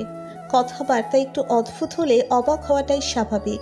হয়তো এই অদ্ভুত কথার কারণটা জানতে ফারহার দিকে তাকিয়ে আছে দুজন। ওদের এমন আগ্রহ দেখেও আর কথা বাড়ালো না ফারহা। চুপচাপ সামনের দিকে পা বাড়ায় সে। বাসায় এসে শাওয়ার নিয়ে খেয়ে বিছানায় লম্বা হয়ে শুয়ে পড়ল ফারহা। চোখ লেগে এসেছে, তাই বিকালটা শুয়েই কাটিয়ে দিল। সন্ধ্যা হতেই মা এসে ডেকে দেয়, কড়া গলায় বলে, ফারহা 2 হাত মেয়ে হাই তুলতে তুলতে বলল, মেয়ে নামাজে এই কথাটা পাত্রপক্ষকে বলার জন্য নামাজ পড়লে কি তা কবুল হবে মা? তার মা আর কিচ্ছু বলল না। হয়তো নিজের কথার বোকামি বুঝতে পেরেছে। যাওয়ার সময় বলল, সন্ধ্যার পর থেকে ফারহা পড়ার ফাঁকে বারবার উকি দিয়ে দেখছে ফারদিন বাসায় ফিরেছে কিনা, কারণ বাবা মাকে ট্যুরের কথা বললে তারা হয়তো রাজি হবে না। তাই ভাইয়াকে দিয়ে কোনোভাবে একটু ম্যানেজ করার বুদ্ধিটাই বেছে নিল সে। কিছুক্ষণ পর ফারদিন বাসায় আসলো। ফারহা ভাব নিচ্ছে ফারদিনের কাছে গিয়ে কিভাবে কথাগুলো শুরু করবে। যাই হোক, আগে ভাইয়াকে রাজি করাতে পারলেই সে বাবা মাকে রাজি করিয়ে নেবে। কিছুক্ষণ পর ফারহা উঠতে যাবে, তখনই ফারদিন একটা প্লেটে কিছু চিপস ভাজা নিয়ে তার পাশে এসে একটা চেয়ার টেনে বসলো। মাস্টারের মতো ফারহার বইটা টেনে নিয়ে বলল, আজ দেখি তোর পড়ালেখার দৌড় কতটুকু, ক্লাস আর কোচিংয়ের পড়া কতটুকু থাকে আর তুই কতটুকু কমপ্লিট করিস। ক্লাসের সব পড়া কমপ্লিট করে আমার কাছে পড়া দিয়ে তারপর ঘুমাতে যাবি আজকে। ফারহা প্লেট থেকে চিপস নিয়ে খেতে খেতে বলল, ভাইয়া একটা কথা ছিল। ফারদিন বই উল্টে দেখতে দেখতে বলল, বল। তোমাকে সবচেয়ে বেশি ভালোবাসে কে জানো? জানি মা। ফারহা নাক কুচকে বলল, আরে ধুর, মায়ের চেয়েও বেশি আমি ভালোবাসি, অতএব তোমাকে সবচেয়ে বেশি ভালোবাসে তোমার বোন। ফারদিন প্রকুচকে আর চোখে তাকিয়ে বলল, এত ভনিতা না করে মতলবটা কি তা বলে ফেল। তার মানে তুমি বলতে চাইছো আমি শুধু মতলব খুঁজে তোমাকে এসব বলি? ও আচ্ছা, তুমি বলতে চাইছো আমি তোমাকে ভালোবাসি না। ফারদিন তাকে থামিয়ে দিয়ে বলল, হয়েছে, থাম। আমি কি তা বলেছি নাকি? আমি বলছি তুই হয়তো কিছু একটা বলতে চাস, ওটা বলে দে। এবার ফারহা একটু হেসে বলল, কলেজ থেকে ট্যুরে যাব চট্টগ্রামে, বাকি ফ্রেন্ডরাও যাবে। ফারদিন শান্তভাবে বলল, জানি। তারপর? ফারহা সোজা হয়ে বসে বলল, আমিও যাব, প্লিজ তুমি মা বাবাকে ম্যানেজ করে দাও। ফারদিন আবারও বলল, এটাও জানতাম। তারপর? ফারহা একটু রাগী চোখে তাকিয়ে বলল, কি কি তারপর তারপর করছো? তুমি কি আমার কথা শুনতে পারছো? ফারদিন বইয়ের পৃষ্ঠা আর একটা উল্টে বলল, শুনেছি। তারপর? থুর। খাওয়ার সময় ফারদিন গিয়ে টেবিল টেনে বসলো। চারদিকে তাকিয়ে ফারহাকেও ডাক দিল খাওয়ার জন্য। ফারহা হোমওয়ার্ক কমপ্লিট করতে করতে বলল, তোমরা শুরু করো, আমি আসছি। ফারদিন খাবার বেড়ে দেয়। তখন পাশ থেকে তার মা তার বাবাকে বলে, বাবা খেতে খেতে বলে, ছেলে আর্মি অফিসার, দুই ভাই দুটোই একেবারে প্রিন্সের মতো। ছোটটা ইংল্যান্ড গেল পড়াশোনার জন্য, ফ্যামিলিরও অনেক নাম ডাক আছে। তারা কিচ্ছু চায় না, শুধু ফারহাকে চায়। আরও বলল আমাদের কিচ্ছুই করতে হবে না, আমাদের এখানেও কোনো খরচ করতে হবে না, যা যা প্রয়োজন হবে ওগুলো সব তারাই দিবে। ফারহার মা ড্যাব ড্যাব করে তাকিয়ে বলল। ফারহার বাবা খেতে খেতে বলল, এখনো কিছু বলিনি, শুধু বলেছি তোমাদের ও ফারহার মতামত নিয়ে তারপর জানাবো। ফারহার মা বলল। এর মাঝে ফারদিন বলল, এটা কি বলছো মা? বিয়েটা ফারহা করবে, আমরা না, তাই তার মত নেওয়াটা সবচেয়ে বেশি জরুরি। আর বাবা তো ঠিক কাজটাই করেছে, পরে জানাবে বলেছে। তখনই ফারহাও এসে চেয়ার টেনে বসে বলল, কি আলোচনা করছো ভাইয়া? ফারদিন বোনের দিকে চেয়ে বলল, তোর কথাই বলছি। কি যেন ট্যুরের কথা বলছিলি তখন? ওটাই বলছিলাম। মাকে বিষয়টা খাওয়ার আগেই বলেছিল ফারদিন, তাই মা বলল। ফারদিন বলল, একা যাচ্ছে না মা, ওর সাথে তো আবরারও থাকছে। আমি আবরারকে সব বুঝিয়ে বলবো ফারহাকে চোখে চোখে রাখতে। কলেজ গেট পেরিয়ে ভেতরে আসতেই দূর থেকে একটা ছেলে আপু আপু বলে দৌড়ে আসলো। ফারহা পেছন ফিরে দেখে ওই দিনের ওই আবরার নামের ছেলেটা। দৌড়ে এসে বলল, কেউ নিজের ভুল স্বীকার করলে তাকে ক্ষমা করে দেওয়াটাই উত্তম। তাই ফারহাও বলল, আচ্ছা ঠিক আছে, আর কারোর সাথে এমনটা করবে না। ছেলেটা বলল। ফারহা কোমরে দুই হাত রেখে রাগী দৃষ্টিতে ছেলেটার দিকে তাকিয়ে আছে। হিজাব পরাই হয়তো রাগটা প্রকাশ পাচ্ছে না, তবুও রেগে আছে। তার চোখ দেখলেই বোঝা যাচ্ছে। মায়াবী চোখ দুটো রাগী লুক নিয়ে তাকিয়ে আছে। বলে কি এই ছেলে, ট্যুরের জন্য জনপ্রতি 1000 করে? তাই ফারহা ফারদিনের থেকে টাকা নিয়েই কলেজে এসেছে জমা দেওয়ার জন্য।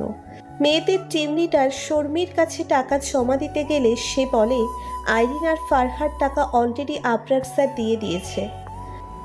আপনি না হয় আইরিনের টাকা দিয়েছেন বোন হিসেবে, তাই বলে আমারটা দিতে গেলেন কেন? আবরারের সামনে দাঁড়িয়ে কথাটা বলল ফারহা। আবরার সোজাসুজিভাবে বলল, কারণ তুমিও তো আইরিনের মতো আমারও আরেকটা বোন, তাই।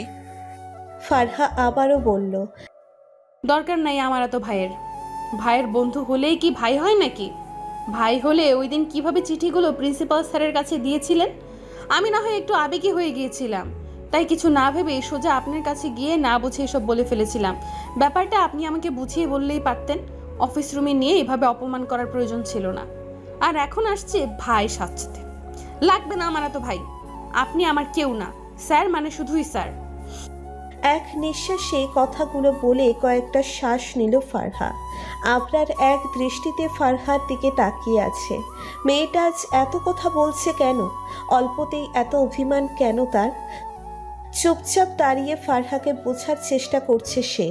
পাশ থেকে আইরিন ফারহার হাত ধরে টেনে একপাশে নিয়ে গিয়ে বলল, কি করছিস এগুলো? একটা না তো বলেই গেলি, কার সামনে বলতেছিস তা মাথায় আছে তো? বিয়ের আগে যদি এত কথা শোনাতে থাকিস তাহলে তো বিয়েই করবে না তোকে। ফারহা বলল, আমার এত খারাপ দিন আসে নাই। তোর ভাইয়ের মতো একটা খচ্চরকে বিয়ে করব। আইরিন নিশ্চুপ হয়ে তাকিয়ে থেকে হঠাৎ করেই হেসে দিল, যেন এতক্ষণ হাসিগুলো পেটের ভেতর আটকে ছিল তার। বোচা মিয়ার হাতে একটা সুদর্শন ছেলের ছবি হাতে নিয়ে অন্য হাতে চায়ের কাপে চুমুক দিল। পাশেই বসে আছে ফারদিন ও তার বাবা। বোচা মিয়া এক টানে চাটা শেষ করে ছবির দিকে তাকিয়ে ফারদিনের বাবাকে বলল। ফারহার বাবা এবার থামিয়ে বলল, আচ্ছা আমি বুঝেছি আপনার কথাটা। ছেলে ও তার ফ্যামিলি সম্পর্কে খোঁজ খবর নিয়েছে আমি। আর মেন কথাটা হচ্ছে ফারা এখনো পড়াশোনা করছে। কথা শেষ হওয়ার আগেই বোচা মিয়া বলল, হ্যাঁ তা ঠিক আছে, তবে আপাতত ইন্টারটা শেষ হোক, এই সময়টা একটু অপেক্ষা করতে বলুন। আচ্ছা আপনি বসুন, আসছে আমি, একটা ফোন এসেছে। বলেই ফোনটা রিসিভ করে একপাশে চলে গেল ফারদিনের বাবা। ফারদিন বোচা মিয়ার পাশে গিয়ে বলল, কলেজ ও কোচিং শেষ করে বাসায় ফিরতে ফিরতে বিকেল হয়ে গেল ফারহার। এসে একটা লোক ও বাবা তার ভাইকে দেখে কিছুক্ষণ থমকে দাঁড়ালো। এরপর সালাম দিয়ে ভেতরে চলে গেল সে। সন্ধ্যার পর ফারদিনের কাছে গিয়ে ফারহা বলল, লোকটা কে ভাইয়া? কই না তো, আমাকে না জানিয়ে তোমরা আমার বিয়ের কথাবার্তা বলছো? তা তো দেখতেই পারছি। মেয়ে বলে কি আমার নিজের মন মতো মত দেওয়ার কোনো অধিকার নেই? বাহ, সময়ও ঠিক করে ফেলেছে সবাই, আর আমাকে একটিবার জানালেও না তোমরা।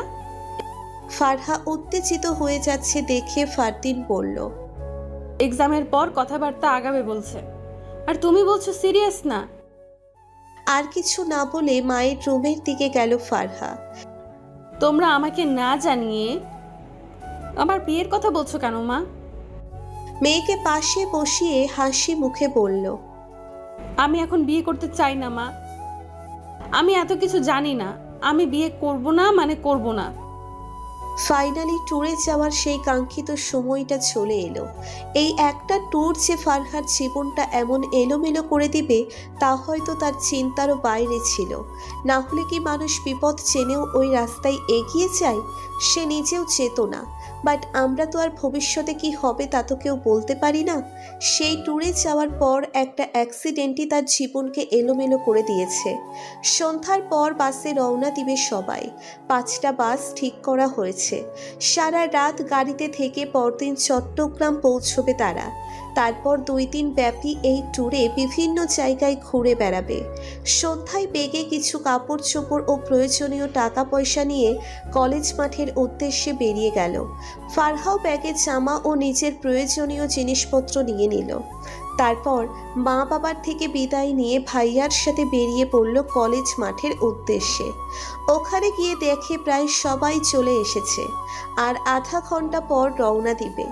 আবরারের সাথে কিছুক্ষণ কথা বলে ফারহার থেকে বিদায় নিয়ে চলে গেল ফারদিন। ফারহা একটু হেসে বান্ধবীদের কাছে চলে গেল। হেই, কখন এলি তোরা? অনেকক্ষণ আগেই এসেছি, তোর মতন অলস নই আমরা।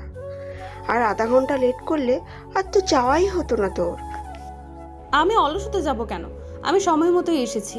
তোদের মতো আগে এসে আজ এরা সময় নষ্ট করি না। কিছুক্ষণ পর স্যার ও টিম লিডাররা এক এক করে সবাইকে গাড়িতে উঠতে বলল। জিনিসপত্র নিয়ে এক এক করে চার চার সিটে গিয়ে বসলো সবাই। বাসের সামনের 2-3 সিট পরে বসলো ফারহা ও আইরিন, আর বাসের সামনের সিটে বসলো আবরার।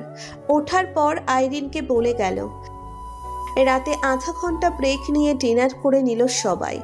এরপর আবার গন্তব্যের দিকে ছুটল সবাই। ফেনী এসে মহিপাল বাস থামলো তখন রাত প্রায় 1টা। মহিপাল নামলে দেখে চারদিকে রোড। ফারহাদ চারপাশে তাকাচ্ছে। আইরিন বলল, এটা হলো সোনাগাজীর রোড, এটা চট্টগ্রামের রোড, এটা ঢাকার যেখানে দিয়ে আমরা এসেছি। এক এক করে সব দিন দেখাচ্ছে। ফারহা হাই তুলতে তুলতে বলল, তুই আগে ফেনী এসেছিলি? সোনাগাজীতে আমার এক রিলেটিভ আছে। ফারহাদ চারদিকে তাকিয়ে বলল, আচ্ছা আইরিন, এখানে পশ্চিম কোন দিকে? পাশে আবরার এসে দাঁড়াতেই হো হো করে হেসে ফেলল। ফারহা কিছু না বলে লজ্জামাখা চেহারা নিয়ে নিচের দিকে তাকিয়ে রইল। কি বা বলবে সে? নতুন কোথাও গেলে যে সে সত্যিই উত্তর দক্ষিণ সঠিকভাবে খুঁজে পায় না। নিজেদের প্রয়োজন শেষ হলে চট্টগ্রামের রোডে ছুটল গাড়ি। রাত তখন গভীর। এতক্ষণ হৈহুল্লার করে এখন প্রায় সবাই নিশ্চুপ। বাস চলছে নিরিবিলি। হয়তো সবাই ঘুমিয়ে আছে, অথবা কেউ ঘুমানোর ট্রাই করছে। আবরারের ঘুম আসছে না। নিরিবিলি জায়গা ছাড়া কখনো ঘুম আসে না তার। পেছন ফিরতেই দেখে ফারহা ঘুমুচ্ছে বেঘোর হয়ে। ঘুমন্ত ফারহা আজ যেন অদ্ভুত মায়ার অধিকারী হয়েছে। কিছুক্ষণ এক দৃষ্টিতে চেয়ে থেকে পুনরায় সামনের দিকে তাকিয়ে থাকে আবরার। নিজেকে মনে মনে শাসাতে থাকে। চট্টগ্রাম পৌঁছতে সকাল হয়ে গেল তাদের। কারো ডাকে চোখ মেলে তাকাই ফারহা। বাইরে তাকিয়ে দেখে নতুন একটা শহরে এসে পৌঁছলো। সবে সকাল হয়েছে। ভোরের আলোয় চারপাশটা এখনো পুরোপুরি পরিষ্কার হয়নি। সবকিছু আগে থেকেই রেডি ছিল। চার চার ব্যাগ নিয়ে একটা হোটেলে গিয়ে উঠল সবাই। আজ সারাদিন পাহাড়ি অঞ্চল ঘুরে এরপর দিন কক্সবাজার, এরপর ডিরেক্ট ঢাকা ব্যাক করবে। ব্যাগ কাঁধে নিয়ে ফারহা, আইরিন ও সাথী একটা রুমে গিয়ে বসল। সকালের নাস্তা শেষে চারপাশটা ঘুরে ফিরে দেখছে সবাই। সাথী চারপাশটা দেখে বলল, জায়গাটা দারুণ, সেই সঙ্গে পরিবেশও, আতিথেয়তাও খারাপ নয়। আমার তো বিশ্বাসই হচ্ছে না 1000 টাকা দিয়ে এত কিছু পাওয়া যায়। আবার এরপর নাকি কক্সবাজার। 1000 টাকা এত কিছু কেমনে করেছে কে জানে। পাশ থেকে আইরিন একটু হেসে বলল, তোর কি মনে হয় তোদের সেই 1000 টাকায় এত কিছু হয়ে যাবে? আরে টাকাগুলো তো নিয়েছে আমাদের টুকটাক খরচের জন্য। বাকি সব তো কলেজের প্রতিষ্ঠাতা মুমিন আহমেদ চৌধুরী দিচ্ছে। না হলে এত স্টুডেন্ট নিয়ে 2 দিনের ট্যুরে আসা কোনো সহজ কাজ নয়। আমরাই প্রথম যে কলেজ থেকে এত দূর ও 2 দিনের ট্যুরে এসেছি। পাশ থেকে ফারহা বলল, আমার একটুও ভালো লাগছে না। লং জার্নি করলে আমার মাথা ঘুরতে থাকে, মনে হয় যেন চারপাশটা আমার সাথে সাথে ঘুরছে। আইরিন একটা হাসি দিয়ে বলল, আচ্ছা ফারহা, এখন বলতো পশ্চিম কোন দিকে? ফারহা একটু ভাব নিয়ে উত্তর দিকে দেখিয়ে পড়ল, এই দিকে। আইরিন হাসতে হাসতে বলল, তাহলে দক্ষিণ দিকে কি সূর্য ওঠে? তুই পূর্ব দিকের সূর্য দেখেই তো বলতে পারতি পশ্চিম কোন দিকে। তাকে নিয়ে তুই এত মজা করছিস কেন আইরিন? সে তো বললই তার মাথাটা ঘুরছে। আইরিন একটু রাগী ভাব নিয়ে বলল, আমার ভাবিকে নিয়ে আমি মজা নিব না তো কে নিবে? যান ভাবি, আপনি রুমে গিয়ে বিশ্রাম নিন। ফারহা একটু রেগে বলল, উল্টো পাল্টা কথা বললে চর খাবি একটা। সারাদিন ঘুরে ফিরে সন্ধ্যার আগে হোটেলে ফিরে আসলো সবাই। রাতটা এখানে কাটিয়ে পরদিন সকালে কক্সবাজারের উদ্দেশ্যে রওনা দিবে। তারপর সন্ধ্যার ডিরেক্ট ঢাকার উদ্দেশ্যে রওনা দিবে। পাশেই একটা বড় লিচু বাগান আছে, ওখানেই সময় কাটাচ্ছে অনেকে। তাদের থেকে ঠিক কিছুটা দূরে একটা বেঞ্চিতে বিষণ্ণ মনে বসে আছে আবরার। কলেজে স্যার হলেও এখানে স্যার নয়, কথা বলাই যায়। তাই এক পা করে আবরারের পাশে গিয়ে দাঁড়ালো ফারহা। চারপাশের সবাইকে দেখে আবরারকে বলল, সবাই কত আনন্দ করছে আর আপনি বিষণ্ণ মনে বসে আছেন কেন স্যার? মন খারাপ? আবরার ফারহার দিকে চেয়ে বলল, তোমার জেনে কি লাভ? ফারহা একটু বিরক্তি নিয়ে বলল, সব সময় এত তেতো কথা বলেন কেন? আপনি কি কখনো মিষ্টি খাননি? খাই তো, কেন? তাহলে মিষ্টি আর তেতো করলার মধ্যে পার্থক্যটা নিশ্চয়ই বোঝেন। আচ্ছা, আপনাকে যদি একটা পাত্রে তেতো করলা আর একটা পাত্রে মিষ্টি রাখা হয়, তাহলে আপনি কোনটা বেছে নেবেন? অবশ্যই মিষ্টি। ঠিক তেমনই তেতো কথা কারো পছন্দ না, একটু মিষ্টি করে কথা বলাটাই সকালে পছন্দ করে। আবরার এক হাতে ইশারা করে থামিয়ে বলল, ওয়েট, তুমি কি আমাকে ইনডিরেক্টলি তেতো করলার সাথে তুলনা করলে?